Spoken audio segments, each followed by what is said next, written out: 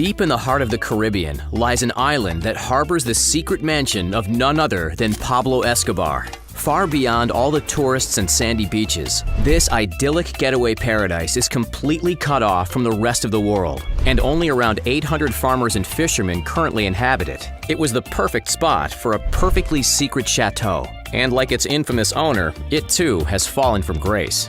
Today, this massive manor is completely abandoned, left to the elements to decay and fall apart. We've got the story on this pricey palace and its unfortunate fate. Pablo Escobar was a force to be reckoned with in the 1980s and 90s. He was the man who got what he wanted, when he wanted, and from who he wanted. Early in his life, he was infamous in his town for illegal activities, including theft. But that was just the beginning. His life of crime never slowed down or faltered in any way, and made his way to the head of the infamous Medellin cartel, and at one point was smuggling over 15 tons of illegal substances into the United States every day. Estimates put his net worth in 1989 at an astonishing $30 billion. This qualified Mr. Escobar as one of the world's richest men at the time, and he certainly lived like it. He was the owner of 15 private jets, 6 helicopters, and more expensive cars than you could count. In fact, his brother Roberto Escobar has gone on record stating that at one point his brother was spending over $1,000 a month just on the rubber bands that held their money together. What? They had so much money that they were forced to bury it, where it would become the favorite snack of any rats in the area. At one point, this was such a problem that they started writing off 10% of their annual earnings in the money books, knowing full well that this money was ending up in the stomachs of rats. Who's hungry? And based on their income, that equates to $2.1 billion a year as rat food. Yeah. Pablo Escobar was rich, really, really rich, and we haven't even gotten started on his luxury homes. While Escobar was well known for having properties in Miami, which recently sold for just over $10 million, he was also the proud owner of Hacienda Nápoles, a 7.7 square mile estate built in Puerto Triunfo, a little town just 93 miles east of Medellin, Colombia. This estate is arguably his most famous chateau, as it's gone through quite the renovations over the years. In its prime, it had its very own zoo, complete with giraffes, rhinoceros, elephants, and even a dinosaur exhibit that housed real dinosaur fossils. Today, tourists can visit and explore his estate in style, as it was transformed into a family-friendly theme park. When valued in 2006, it came to $5.5 billion.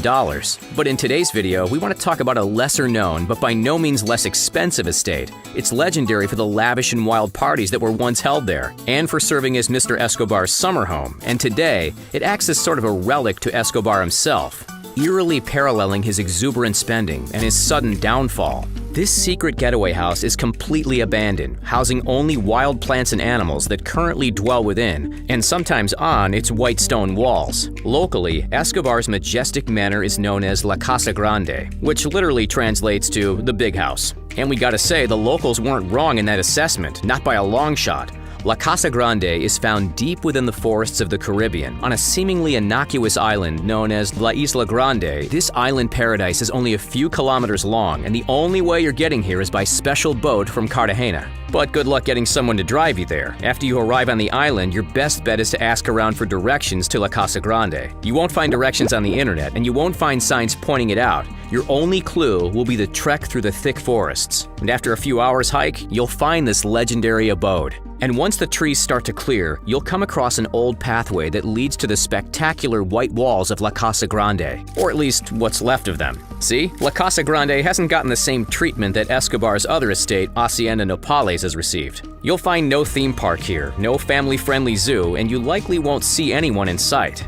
This is because after Escobar's death, the Colombian government took control of his properties, and they have neglected La Casa Grande for years. As you walk around La Casa Grande, you'll see an overrun swimming pool with broken-down chalets that at one point confidently overlooked the ocean, but now are only a shadow of their former glory. This is exactly where visiting speedboats would have docked, but you won't see a working speedboat in sight. The closest thing you'll find to that is one of Escobar's luxury speedboats, which in 1989 would have cost $187,000. Continue on through the property, and you'll see the plants that overrun almost every inch of the manor, be it outdoor or indoor. Stroll through the once majestic gardens, and you'll likely spot wild pigs munching on vegetation, enjoying their midday lunch. A tragic fate to such a beautiful home that in its prime would have easily rivaled the cost of Escobar's other incredible mansion, Hacienda Napales. That means it could have been valued at $5 billion. In a way, it's sort of a shame that such an architectural wonder has been left to ruins. Remember, this was supposed to be a party house, the summer getaway for the leader of the Medellin cartel, the ideal spot for one of the richest men in the 1990s to relax and spend a little me time. At its height, there were over 300 fully furnished and eloquently designed rooms for guests to come and visit and party. No expense was spared when it came to Mr. Escobar's guest rooms, and that includes the solid gold shower heads in each of the bathrooms, likely valued at $1,400 a pop. But that's chump change when you're worth $30 billion.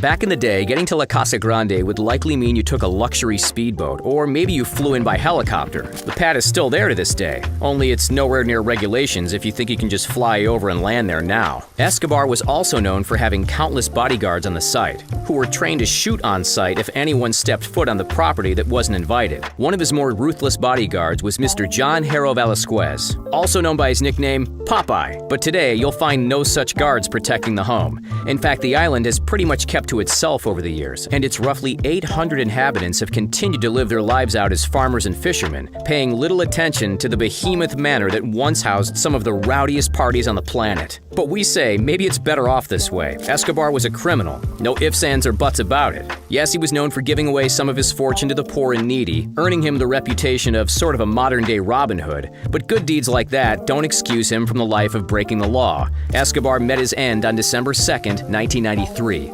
Leaving behind his massive homes and, believe it or not, the majority of his massive fortune as well. Much of it is still buried in the ground to this day. It's reported that millions upon millions of dollars are still out there, just waiting to be found. Pablo Escobar was many things during his tenure as the leader of the Medellin cartel. Some call him a villain, a drug lord, a smuggler, a ruthless criminal, and yet some also hail him as some sort of a modern-day Robin Hood. Whatever you think of the man, he certainly lived his life to the fullest, and his secret mansion that sits hidden away in the lush forests of La Isla Grande is a testament to that. But like Escobar himself, this mansion fell from grace. These days, if you're brave enough and don't mind a little island adventure hiking, you can visit it yourself. It won't be easy, and it'll certainly be nowhere near its splendor of the days of old. But you'll be standing right where Escobar himself used to party and relax. If you go, be sure to imagine what it would be like to be one of the richest. If you enjoyed today's video, give it a like. It helps us out here so much, and it allows us to continue to make all the content you crave involving the wealthy and well-off. And if you haven't already, subscribe to our channel as we near 14.7